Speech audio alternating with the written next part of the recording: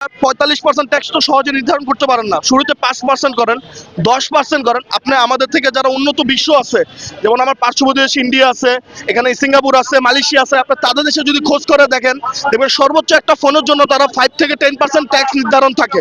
But আমার দেশে কেন এটা 44% হবে, 45% হবে কেন? আপনি 10% করেন, আমরা মানি। আপনি 5% করেন, সেটা আমরা মানি। ভাই, আমরা ট্যাক্সে উঠবে না। ট্যাক্স আমাদের দেশের জন্য একটা অপরিহার্য জিনিস। আমাদের দেশের উন্নয়নের কাজে এই জিনিসটা ব্যবহার করা হয়। ঠিক আছে, আমরা অবশ্যই ট্যাক্স দিব, ট্যাক্সের বিপক্ষে আমরা না। আমি যদি আপনাকে বলি, ধরেন আপনার আপনার নিজের একটা বাজেট আছে 1 লক্ষ টাকা, আপনি ফোন কিনতেছেন, হ্যাঁ, এই সেম ফোনটা যদি 1.5 লক্ষ হয়ে যায়, এটা আপনার বাজেটের বাইরে চলে যাবে।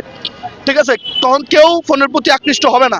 আপনি দেখেন, কিছু কিছু সিন্ডিকেট যাদেরকে সরকার ট্যাক্স কমায় দিচ্ছে, 10% থেকে 5% করে দিচ্ছে, তারা কিন্তু অলরেডি 5% করার পর 22,000 টাকা ফোন 24,000 টাকা বানায় ফেলছে, 50,000 টাকা ফোন 55,000 টাকা বানায় ফেলছে। কেন ভাই? এটা তো সিন্ডিকেট। আপনারাই বলেন। আপনারা মার্কেটে খোঁজ করেন, যে নোট 11 ফোন 19,990 টাকা ছিল 6128, সেটা এখন 22,000 টাকা। কেন? সরকার তো ট্যাক্স কমা দিচ্ছে। কেন? যে আমরা যাতে সহজভাবে ফোনটা পাই।